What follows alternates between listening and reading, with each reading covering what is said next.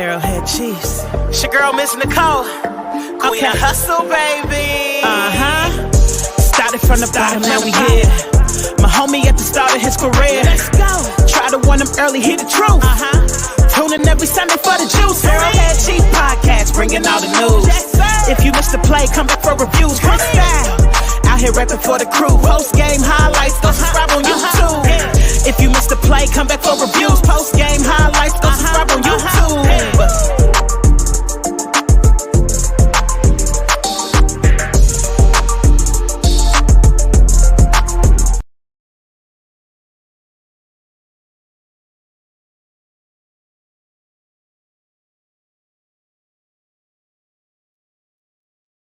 You're muted. My bad. What's up, Chiefs Kingdom? It's your boy Chris Dow. You're tuned into the Arrowhead Chief Podcast, episode 203. Hope everybody's having a good evening. We are here to break down the San Francisco 49ers, Kansas City Chiefs preview. We got a big game on Sunday afternoon. We got a special guest coming on, CGRUTHLESS, 49er content creator. What's going on, CG? How you doing, man? I've been doing pretty well, man. Last time we seen was Super Bowl 58, man. That was the last time. Yeah. Most definitely, man. It was a roller coaster ride, especially out here in Vegas. Man, you guys were deep out here. for sure. You guys were deep. I went to the opening night, and it was loud. It was loud for the 49er fans, man. Yeah, especially playing at the Raider Stadium. Who would have thought those two teams would have played there? It was a nightmare for the Raider fans. Oh, it definitely was. It was beautiful, though. It was beautiful. All right, man. Let's talk about the matchup, man. Tell the tape. So you guys come in second yards per game with 420. We come in 10th. We come in 10th with 354 yards. You guys are sixth. Wait a minute. You guys are third with yards per game at 158, and we are 16th with 117. So this is going to be a chess match like always. Kyle Shanahan versus Andy Reid, Patrick Mahomes, versus that defense, Fred Warner, and you got, Shavarius Ward over there, Nick Bosa, you guys have an all-star cast, Debo Samuels, George Kittle, we got Travis Kelce, we're limping in here a little bit. We don't have Rashee Rice right now. We were supposed to have Hollywood, but he got hurt before the season even started. Isaiah Pacheco's down. So we brought back Kareem Hunt. So yeah, man, and we got Juju Smith-Schuster out there. So it's going to be an interesting matchup, especially us coming off of a bye week. What Andy Reid and Matt Nagy has put together, Spagnuolo, what he's put together on the defensive side, and what you guys put together, because you guys are coming off of a big win with Seattle, but you guys got 10 days of rest, so you're able to take a step back and formulate a plan against the Chiefs. So as far as the tell of the tape, how are you guys feeling about how are you feeling about this matchup, should I say? Well, the matchup, like you said, it's going to be more of a chess match because your defense is no joke. I think we've been struggling against the coverage that you guys have been running. So it's going to be the most challenging part, but Brock Purdy's had success against some of those type of defense, but that's the tale of the tape. Can we actually beat your guys' kind of coverage? Because I think you guys have done different looks, and I think that's going to be the true test. Yeah, definitely. Got to do. It's gonna be. Yeah, you guys are gonna test our corners for sure, because you're gonna test the other side with Jalen Watson. He's been playing really good this year. No L'Jarius Sneed. You guys are definitely going to test our coverage. We've been actually really good against the run this year. We're only allowing 84.4 yards per carry this year. So, and you guys, that's your bread and butter, is running the football. Yep. I know Christian McCaffrey has been down, but you guys have Jordan, I think his name is Mason. And last week it was Isaac Grundle, the rookie from Louisville. So you guys just churn out running backs. It's like, I think you guys got like a factory over there in the back somewhere, just churning out guys. And but yeah, our focal point probably definitely will be to try to stop you, because if you guys get success running the football, that's going to open up everything for Brock Purdy. So that's one thing that, you know, I feel like we gotta stop. We gotta stop that running attack. Yeah. Yeah, that's going to be a true test, because if we can get the running game going, then I think we can be able to do more of the play action. But I think, like you just said, the way you guys were able to limit the running game, that's going to be the ultimate challenge. But the most challenging part is going against that offense. I mean, I don't care who you guys got at wide receiver. Mahomes just makes everything out of nothing. So it doesn't matter if it's a guy off the street or if it's a guy in the XFL. As long as Mahomes is his quarterback, he's going to look like a stud out there. Yeah. I mean, yeah. He's definitely hopefully after this bye week, I hope that he, you know, fix some of the things that he's been struggling with.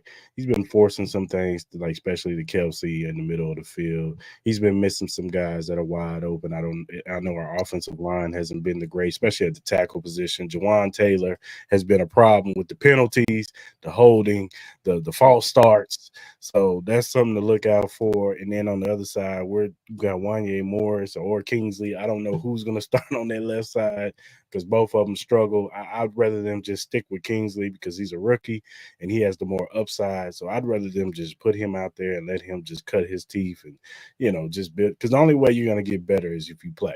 You know what I'm saying?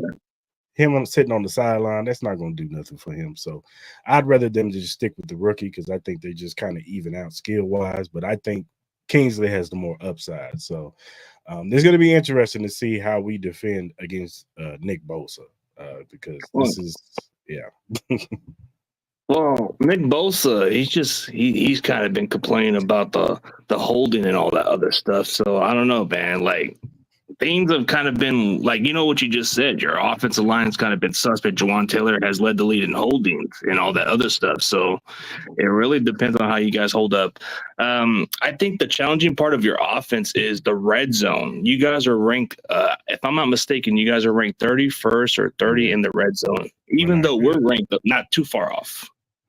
Yeah, we're not good in the red zone. We just can't punch it in for whatever reason. I'm hoping, you know, now that, you know, Kareem Hunt has got his legs up under him, if we do get in the red zone, that they use Kareem Hunt a lot more. That's what he's known for, churning out those, you know, tough yards.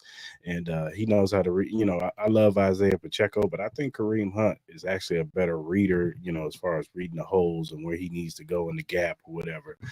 So I think he'll be better suited for the red zone. So hopefully we get in there, Andy doesn't do a trick play like he loves to do and have Patrick Mahomes run in motion and get a ball to Travis Kelsey or something. Hopefully just traditional hand the ball off to Kareem Hunt and let him just, you know, get into the end zone. So I wanted to ask you, man, now you guys have, you know, fared a little bit better these last two games, but before that, the Rams game, and I want to say the Arizona game, you guys have had a little bit of problems in the fourth quarter, you know, closing the door. And I just wanted to ask you, what do you contribute that to, you know, why is that? Because if you think of the contribute, man, this goes way back into the Super Bowl. It's something that we can get over the hump at times, and I think it's a habit that we have yet to resolve. I mean, when you have a 10-point lead going into the fourth quarter, you have to find ways to close out games. But I think what's been holding us is Kyle Shanahan's kind of been too unpredictable, kind of getting too cute. And why pass the ball when you can just run the ball and kill the clock? That's been his Achilles heels since his coaching career. The best way to resolve the issues is if you can just run out the clock, or at least have your defense step up at times. But the game against Seattle, the defense played a huge part. Special teams had their moments, but I feel like that was the huge contributor part of why it was the struggles. It was based by our special teams, and our defense just wasn't holding up, and then we weren't able to run out the clock or do anything like what we usually do, like run out the clock in some ways. You know, we didn't do that. We were trying to get too unpredictable. Yeah, for sure. Yeah, I watched both of those games, and it's kind of crazy. You know what I'm saying? Like, it was good for you guys to get that win, against Seattle, but I was kind of concerned with the guy, the way you guys wasn't closing the deal. It's in some of these Yeah. games. You know what I'm saying? Letting teams get back into the game, especially that Rams game. I was Oh like, yeah. oh, like how they got what? The Rams won? No. How? Yeah, but the problem was we kept it in the game with field goals. You can't be kicking field goals. That's why we've been in this big hole. When you have a 10-point lead, if you had a chance to score a touchdown, you gotta score a touchdown. Forget about kicking field goals. Yeah. Yeah, I can feel you on that one for sure, for sure.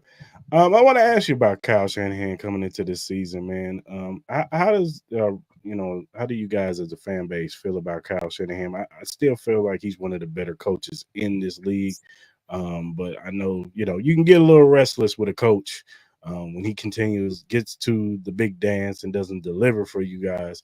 How are you guys feeling? Are you guys on the hot seat with him? Or you guys like, we still love him, but he's gonna have to start delivering on some of these Super Bowl appearances.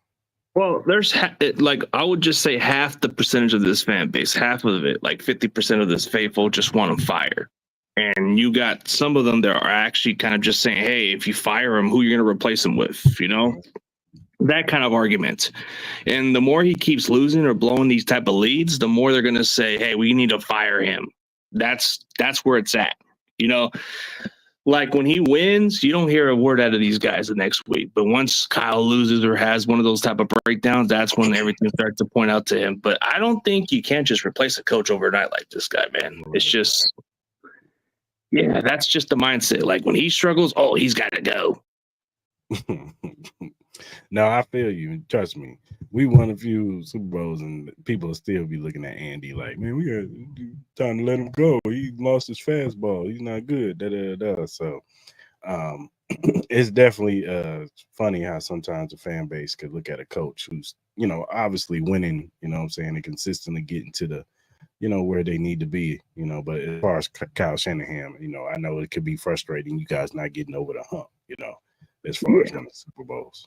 Yeah, I can acknowledge the fact he hasn't got it done. Like, I'm not delusional like those other Niner fans. Like, I am remaining faithful and optimistic about it. But at the same time, we wouldn't be where we're at if it wasn't for him. He gets the good coaching staff. He gets the players in the draft that we need. I mean, how does he make this Mr. Irrelevant into a relevant quarterback?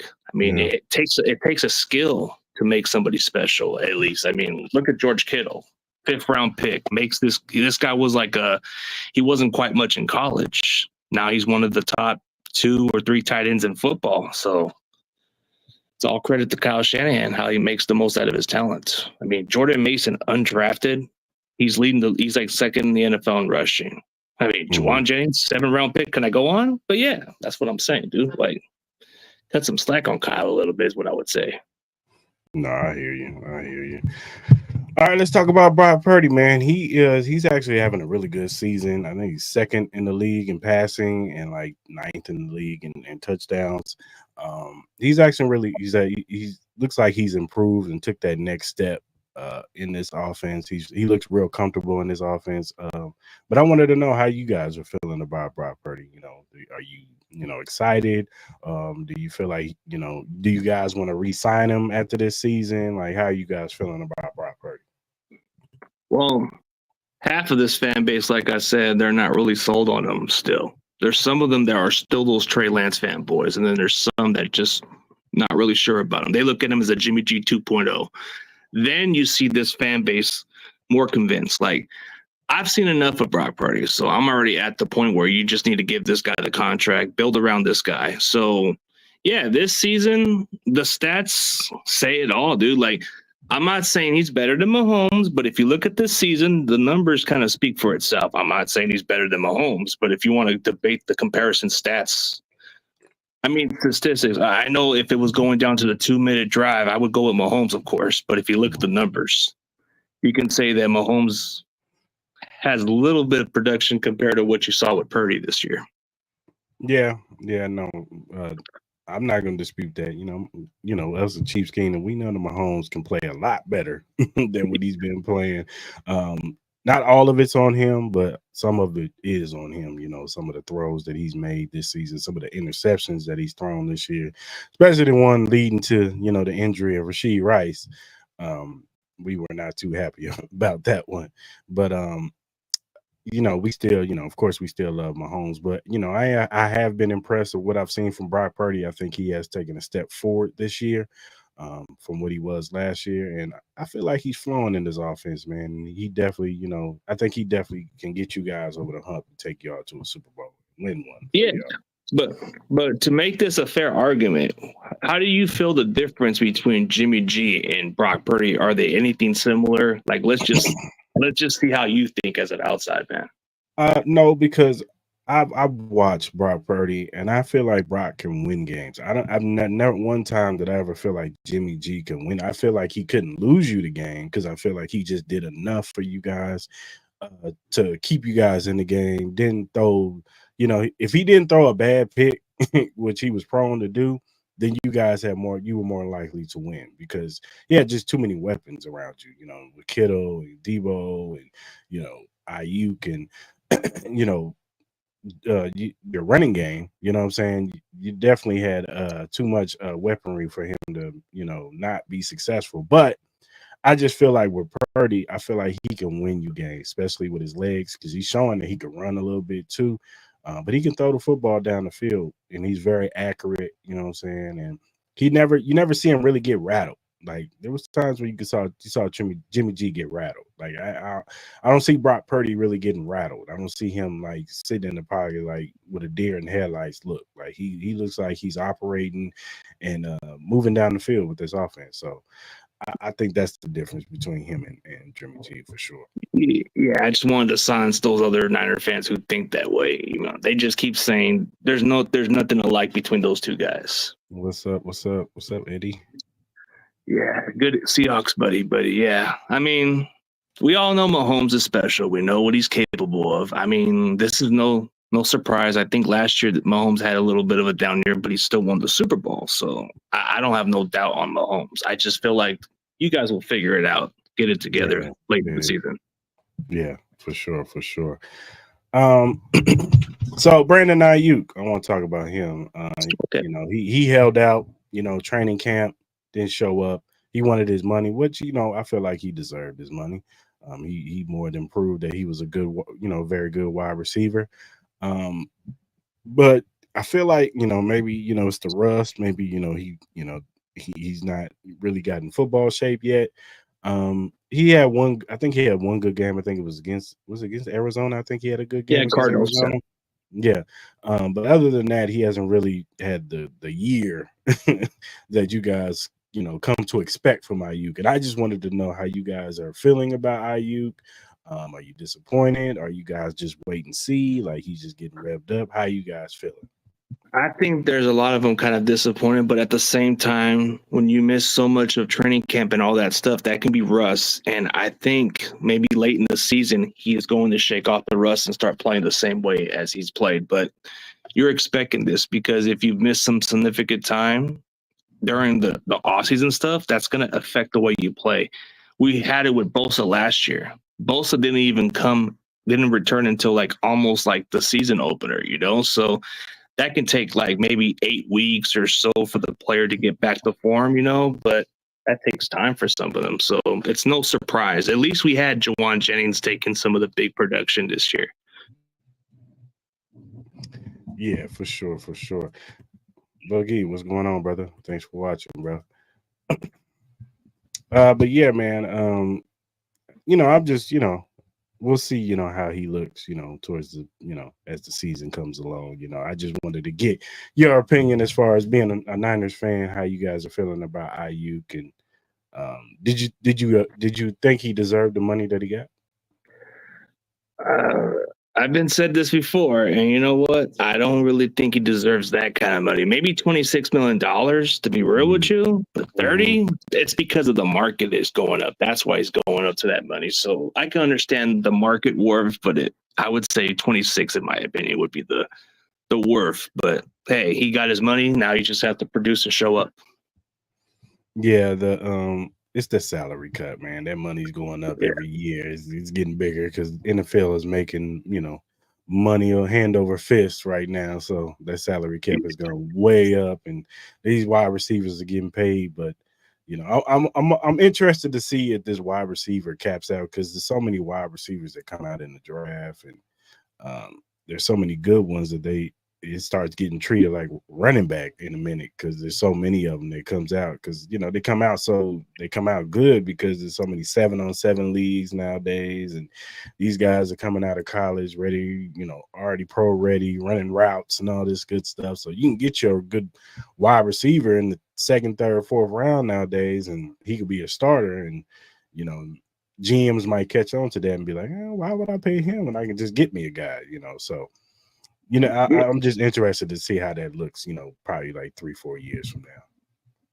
Yeah, because of the performance, that's how they can increase their salary, of course. I mean, you look at guys like you look at Kansas City, like at least you guys don't have to go through paying a wide receiver that kind of money. I mean, you got Rashid Rice for at least 2 more years of his rookie deal. And then you got one of my favorite receivers that I got from the draft that's from my city, actually. Xavier Worthy is one of the fastest receivers, kind of gives me that Tyreek Hill vibes a little bit.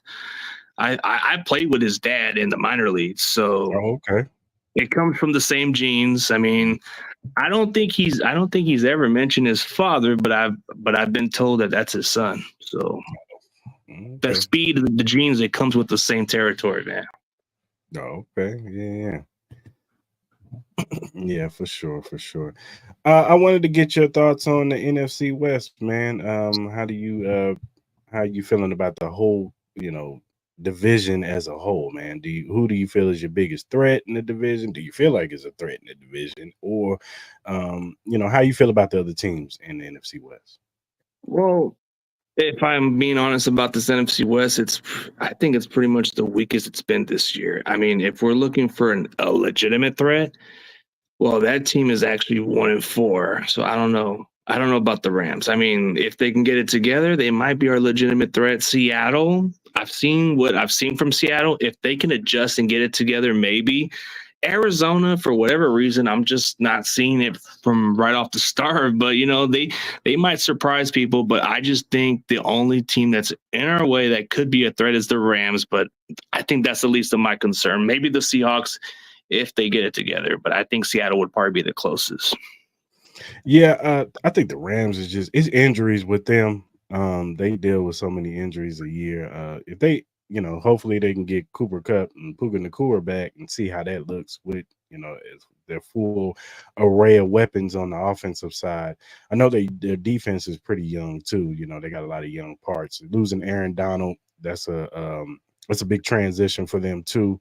So working, those young defensive players that they got in the draft, losing Aaron Donald, and they don't have Puka Nacua or Cooper Kupp right now. So it depends on if they can get those guys healthy.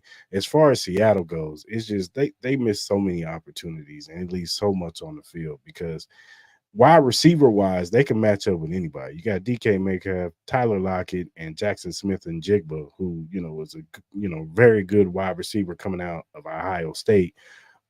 Their defense is young, but they got some parts over there too. They've made improvements. I know that what's his name, Mike McDonald, is their head coach. He's a rookie coach, so that has a little bit to do with it too. So he's probably learning on the fly himself. Arizona, I just think, they're so up and down and inconsistent. Like 1 minute they look like they can play with any team, and then you get last week where they get smoked by Green Bay. So it's just like you don't know what you're gonna get with Arizona. You don't know what you're gonna get from Kyler. They consistently trying to figure out ways to get the ball to Marvin Harrison Jr. It's just they're so up and down. And so I think it's your division to win, of course, but it's more so like you said, the Rams, if they can get it together and get healthy, they could possibly be a stumbling block. But yeah, right they now, could. I don't see it. I don't see it right now. Yeah, like how do you feel about the AFC West? I just feel like I think outside of you guys, I don't know. Like I like the Chargers, but I don't think they're ready to make the step right now. No. Look, we knew that this division was going to be weak this year. I'm not a big Bo Nix guy as far as the Broncos go. I never will. I didn't, care for him in Oregon. I know he put up a lot of points, but I'm just not a big Bo. I'm not a big Sean Payton guy. I think Sean Payton is slightly overrated. I think, they call him this quarterback whisperer, but how can you be a quarterback whisperer when the quarterback you whispered to was already good when he was with the Chargers? So I don't think you're a quarterback whisperer. As far as the Chargers, I think Jim is a couple years away. I think I wouldn't be surprised if next year they make the playoffs, make a big playoff run. But I think they're a couple years away to contend for this division and possibly to contend for a Super Bowl. They got to get some more pieces around Justin Herbert, especially wide receiver wise. They have nothing over there, so their defense is old too. So it would be interesting to see what guys they get on that side of the football. But I expect Jim Harbaugh to get that thing right. He got it right with you guys when he was over there with you guys, Yeah. and he went to Michigan and did what he did in Michigan. So he's known for building programs. It wouldn't surprise me if they make it as a wild card because they're seventh seed, so you never know. Yeah, I could see them backdooring into the to the 7th seed, winning a couple games and surprising some people. But I just think that as far as them taking them serious, I think they're not right now. No. Yeah. So, all right, man. Let's go around the league, man. Some big trades happened today, man. Devontae Adams finally got what he wanted to go with his boy. Gotta worry about him.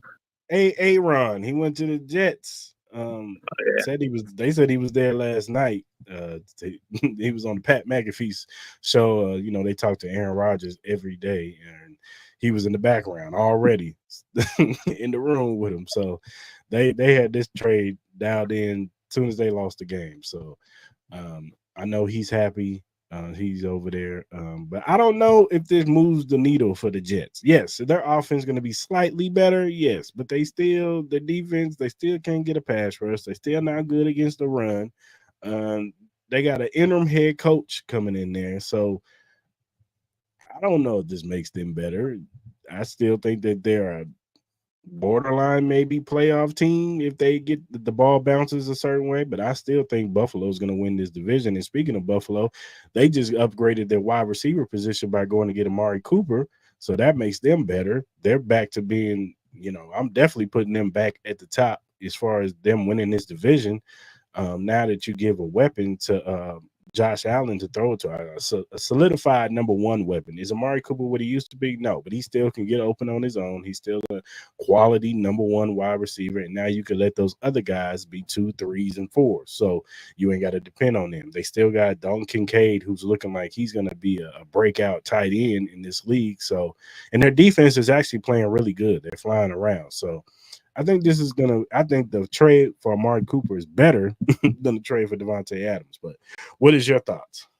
Well, like you just said, I think Buffalo just needed that number one receiver. I mean, even though Stephon Diggs was a big loss to them, but they moved on for better reasons. I feel like that's definitely going to give Josh Allen somebody to throw the deep ball to and somebody that he can rely to. I mean, we know what Amari Cooper is. I mean, he may not be the same player, but I still think he'll be a 1,000-yard type receiver. He'll still make defense respect his speed and here and there. I mean, it's going to make it easier for the other receivers. But then you look at the Jets, bro. How much talent do the Jets need, bro? I'm just not convinced. Like, don't you already have Garrett Wilson, who I think is a good receiver? I mean, you got Alan Lazar, who has connections with Aaron Rodgers, bro, and still not getting nothing out of it. And then you got Mike Williams. Is that not enough? Now you got to go get Devontae Adams, bro. I'm just not convinced with this Jets team.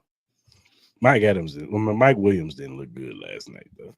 He dropped a couple passes the last pass that was on Aaron Rodgers. That was a short pass. He tried to blame it on Mike Williams in the press conference, which was messed up.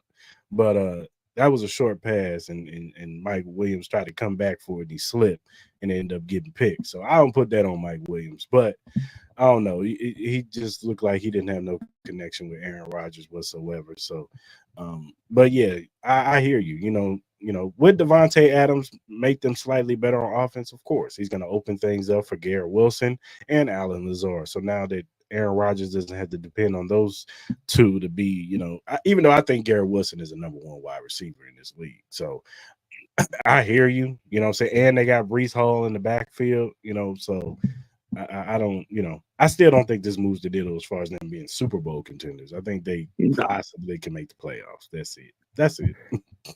But realistically, I think the only team that may give you guys a run for the money is maybe Buffalo at this point, because I feel like they just needed that number one receiver. I've seen enough from Buffalo. I like their defense. I mean, I look at teams like Baltimore. We've seen what they are. They're just not a team to finish in the big stage, but we see how Lamar is. But I feel like Buffalo, they just needed that go-to guy, and I think they got what they needed. So, yeah, I said I'm back to saying Buffalo is definitely a contender again with the Amari Cooper trade. Baltimore is interesting. I don't think their defense is as good as it was last year. So it's taking a step down.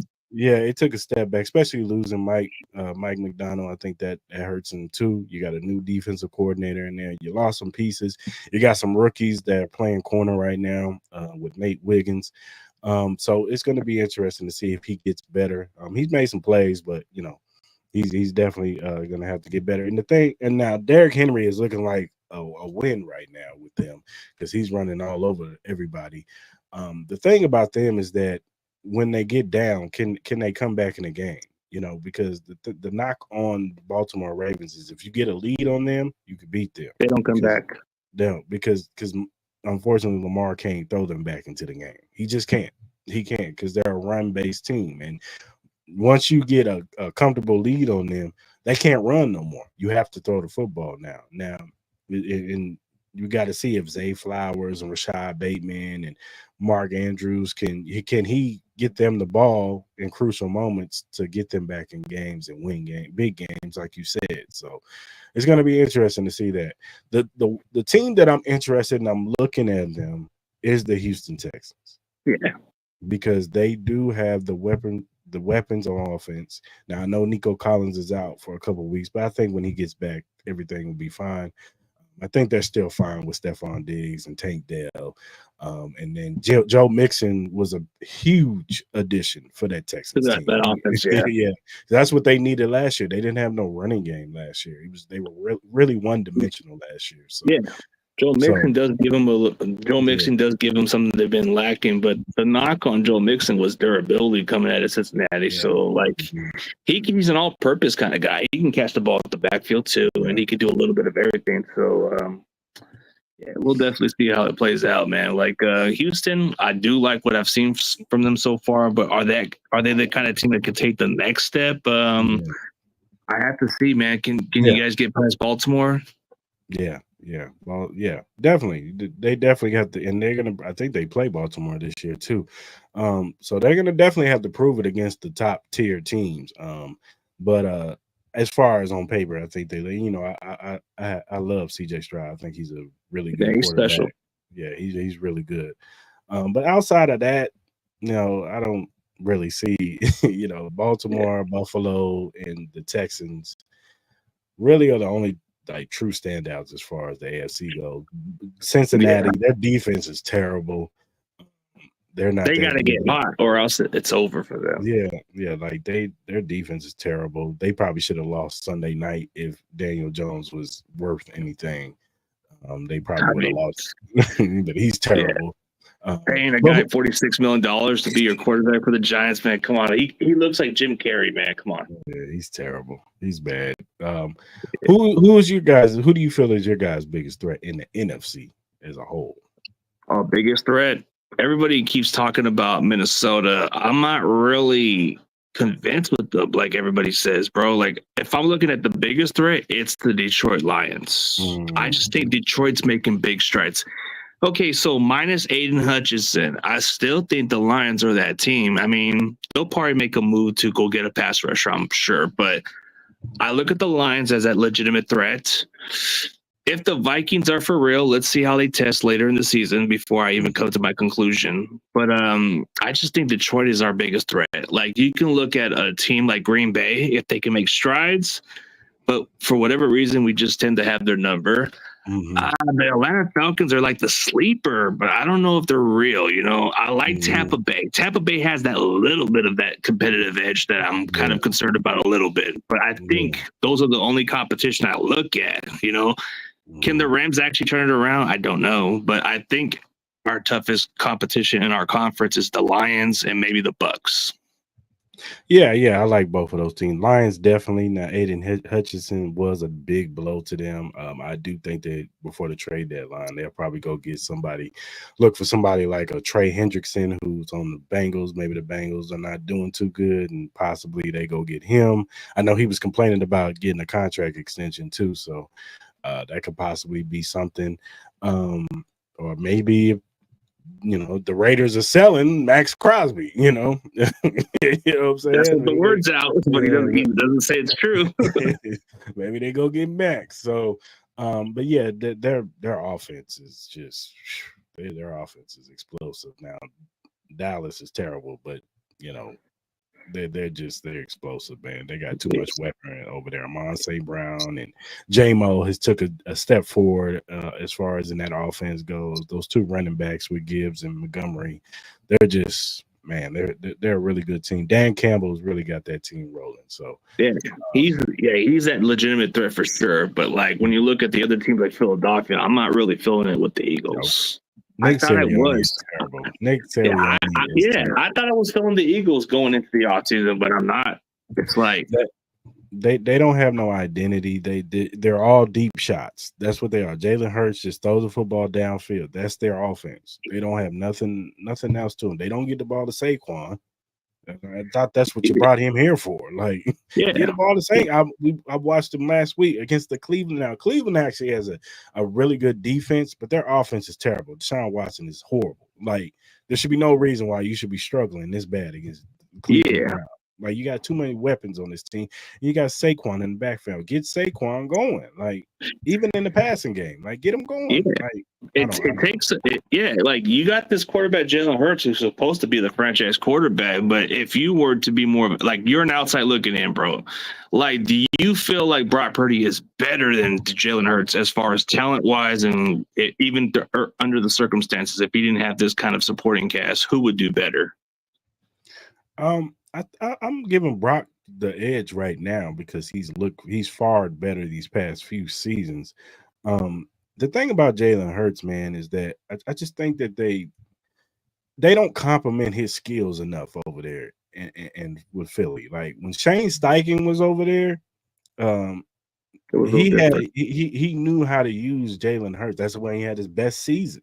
He knew how to use him. Like once they lost Shane Steichen and Jonathan Gannon, that team has looked totally different. They don't even look the same on defense. They look bad on defense. Their defensive line isn't as ferocious as it was. I know they lost Hassan Reddick, but they still got enough talent on that defensive line. It shouldn't be like this. Like they should be one of the top defensive line in this league. And it just seems like they're so inconsistent. It's just not the same. That secondary is just bad. Darius Slay is not the same player that he used to be. They got a lot of young guys back there too. So it's like, I don't know. I'm not feeling it. AJ Brown is a beast. Don't get it twisted. Devontae Smith is one of the better number 2s in the league as far as wide receiver. But and Goddard is good. He's pretty good. Yeah, Goddard is good, but it's just But I'm trying to, like, when I was doing some argument debates with some of these Eagle fans on Twitter, bro, they always bring up Brock with the Avengers, and I said, "What is Jalen Hurts with?" Ask me this. So if I'm asking you this question, doesn't Jalen Hurts surround with the Avengers too? Yeah, AJ Brown, Devontae Smith, Saquon Barkley, Dallas Goedert, like, and that offensive line is pretty good. So I don't know what to say. Lane, what's his name? Lane Johnson. Yeah. And Mulata's not a slouch at tackle, so he's not bad. Is he though, Joe? He's had one great season. He had one great season. What has he done since then? See, I like a realistic fan that looks at it differently. But come on, Jalen Hurts. I like Jalen Hurts. I do like Jalen Hurts. I like Jalen too. But what has he done? What has he done? I mean, what did he do without AJ Brown? Bro, he didn't. He was like he had 170 yards and do squat.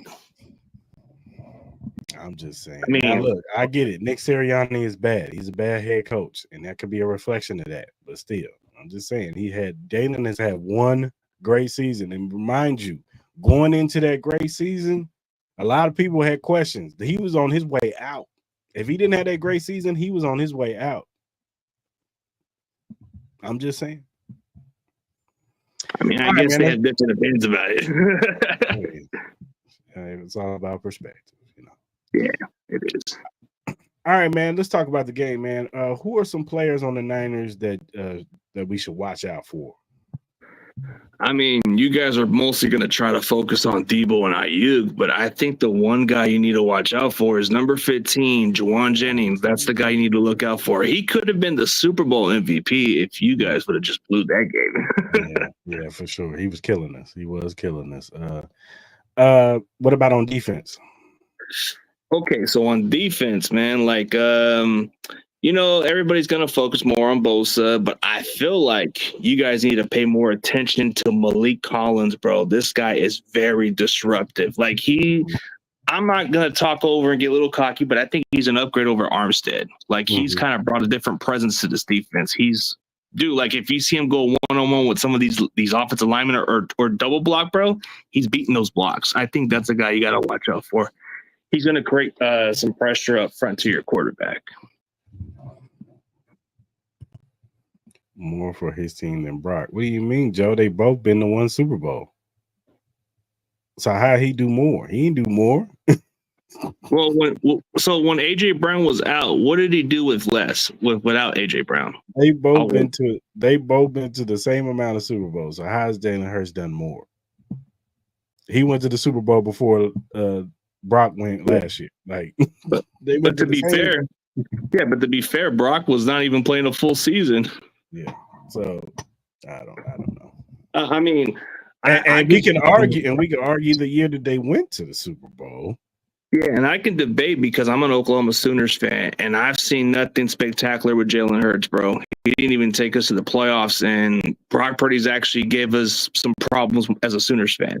So he even played with scrub receivers at Iowa State, bro. A running back was just all they had was Bryce Hall, the tight end, and the receivers weren't all that, dude. So Brock Purdy was playing around less talent and still was the most winningest quarterback in Iowa State history.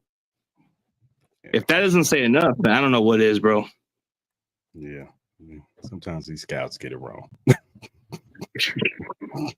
Yeah. And I can speak on it because I'm a Sooners fan, bro. Hurts wasn't all that, bro. I mean, Kyler Murray, that dude's raw. Oh, yeah, he was good at Oklahoma. It's on a bad football team, but he's raw. So 49ers on offense, what do you guys have to do if you want to win this game? I think we just got to find ways to run the clock on you guys because that's been our biggest, worst enemy is giving you guys some time on the clock. And that gives Mahomes time to march down the field and make a comeback or either just make this game into his favor. So if we can run the clock well and run the ball well, we can take some time off the field for your offense. That would be the main key. Yeah, for sure. And I would say if you know, on defense, Chris Jones is going to have to be disruptive, like he be himself. And we're going to have to, be stout against this run like we've been all season so far. I feel like if we could, minimize the running attack, I think we could possibly be successful, especially on defense against you guys, and force Brock Purdy to possibly turn the football over, into forcing it into some of these wide receiver hands. So I feel like that's the key, especially, everything starts with Chris Jones for sure. So. Yeah, and that's the huge factor of what got you guys to win the Super Bowl in the first place because Chris Jones was that disruptive guy. And I think the previous years, that was our issue was we didn't have that kind of offensive lineman to hold up on Chris Jones. Like we had the likes of Mike Person, who wasn't all that. I mean, our backup center, Ben Garland and those other guys, it wasn't quite a good matchup. And then you had Jake Brendel and even Spencer Burford had those miscommunication. I thought Feliciano was doing a pretty good job until he got hurt. But otherwise, Chris Jones has been a problem for years. Yeah, for sure.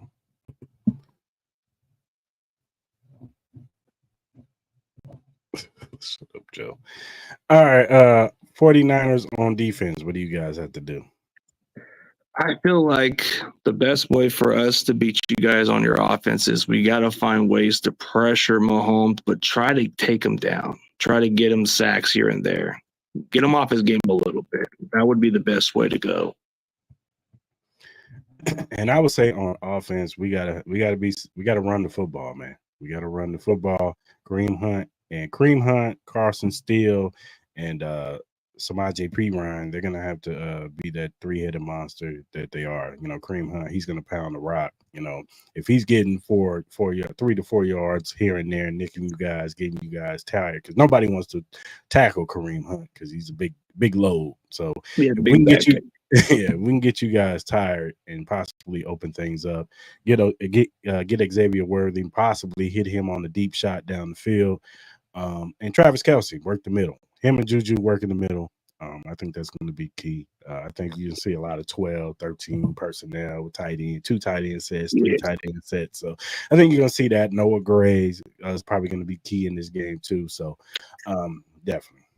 Yeah, I think that's the key on how you guys are going to have to do is try to run the ball pretty well and wear out our defense. But if we're going to have a chance against your guys' offense, we're going to have to find ways to limit Travis Kelce from those big plays. We're definitely going to have to find ways to limit the big plays from Worthy, which I think is impossible. You just don't know what to expect from this kid. He might just make a big play here and there. But Juju, we just got to find ways. Like, he looks like he's fitting right into your offense than he was with the Patriots. So I think that's the key is the unknown. Can this defense step up? Can we play Green over Yadicum? Then maybe we can definitely limit the big plays. We'll see, man. Hey, man. What? I mean, dude, I mean, everything, like, you know, everybody has an opinion how the game was played out. But if I'm being honest with you, Super Bowl 50 was played down the middle. So it didn't really have no factor. It was just mostly on Kyle's mistakes, the special teams. I mean, it was pretty fair no matter how you look at it. But I think this Sunday we'll get a different tale of what happens from here. Yeah, for sure. For sure. I hate you, Joe. Called the Reds. So let me ask you a question, just to be kind of funny and hypothetically. So is Bill Vinovich coming from this game or no? I don't know. I just thought it would be kind of a good joke to bring up. And I don't know, bro. Like, I don't even know who the official is, and I don't even know if Taylor Swift's going to be out there. So I don't know. So was Bill Vinovich the referee that always mess y'all over or something? It seems like that's the trend, but I don't think that's the case, bro. I think we just shot ourselves in the foot, if I'm being honest. I mean, yeah, there is some of that, but I'm not going to make excuses about it, bro. We had chances to execute and close out the game, bro. Why did we even bother to just kick on overtime? That was on us. Oh, yeah. Yeah, for sure. All right, man. What's your score prediction, man? I feel like this is vengeance, dude. This has to be done. If this is not it, bro, then like they say, it's now or never. So I feel like this kind of gives me a little bit of the Eagles vibe game, but I don't expect it as a blowout. I expect it more of a close game, at least. I don't want to make it sound like I'm kind of feeling confident. I feel like if we get it going, I'm going to have to say the score will be 21-28 Niners. Maybe. Like, I just think maybe that's the vibe I'm feeling right now. Okay, I'm not mad at that. I'm gonna go 27-24 Chiefs. I think it's gonna be a tight-knit game. I think we're gonna be back and forth, but I think once again Mahomes gets the ball with like a minute left. We march it down in the Harrison Buckner game-winning field goal. So yeah. And not to take a knock on you guys, but I think this is where you guys tend to struggle in the early part of the season. So I think that doesn't have no meaning to it at that point. Yeah. It, you know, Andy tends to pull out the vanilla sheets, play sheet. No, but I think this is the perfect time to beat the Chiefs at, because later in the season, that's when you guys are a different team. Yeah, we start rolling. Yeah. All right, CG, man. It's always a pleasure you coming on the show, man, talking ball with you, dog. Hopefully we could talk again later on in the season. We're talking again about the Super Bowl matchup again for the third time. Good luck for after this game. Good luck for the rest of the season, man. Hope Good luck. you guys Same to you, man. successful, and like I said, hope we meet each other again, man. Hopefully, Super Bowl 59, man. We'll see. All right, man. All right, brother. Appreciate you. All right, salute, bro. Peace.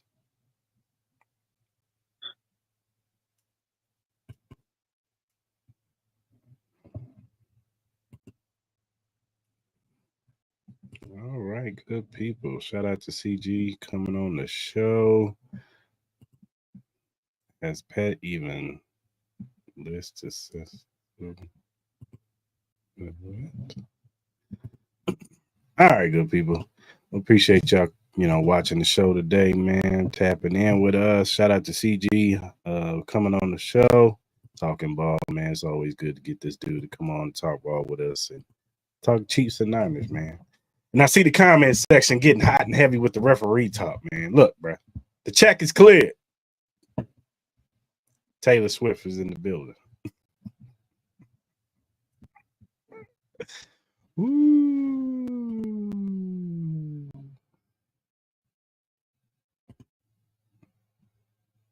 They all cry. All the quarterbacks cry. They all cry.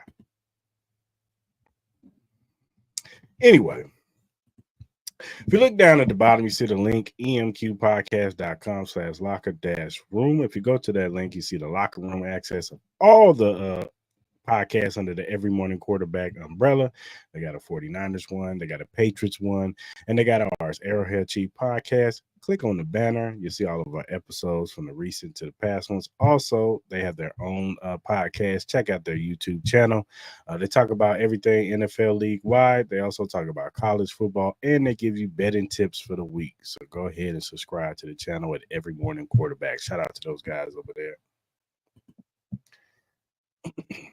And whatever streaming platform you use, whether it be Spotify, Apple, Google, Amazon, iHeartRadio, whatever you use to listen to your podcast on, the Arrowhead Chief Podcast is on there.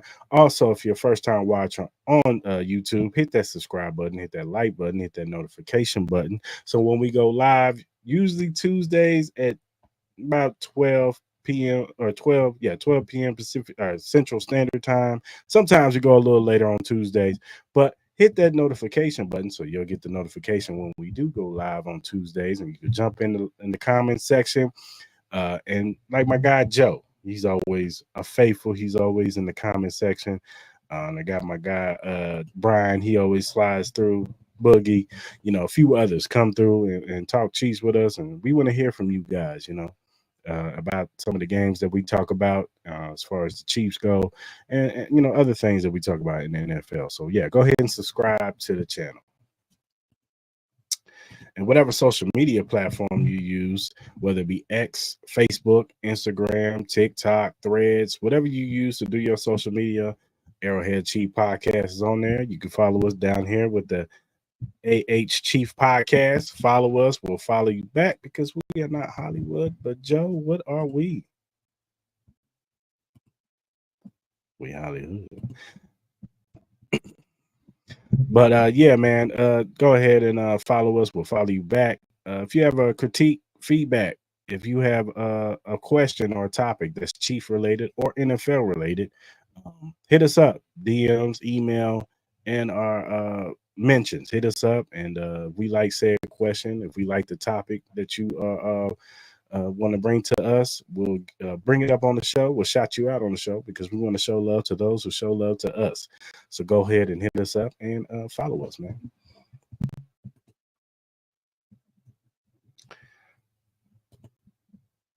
My God, Brian, what's up, brother? Also, Chiefs Kingdom, we got the Arrowhead Chief Podcast t-shirts. We got the black ones. We got the white, gray, and the red ones. Go to any of our social media platforms. Click on the link. $25, plus shipping. It's probably round up to like $29. But go and get your shirt, man. Show your support for the podcast, man. And yeah, man, go get your shirt. All right, good people. Until next time. Hope you guys have a good rest of your week. Hopefully, we are celebrating a Chiefs win next week as we talk about it. Me, Clarence, and Mark should be back next week. So until then, we out.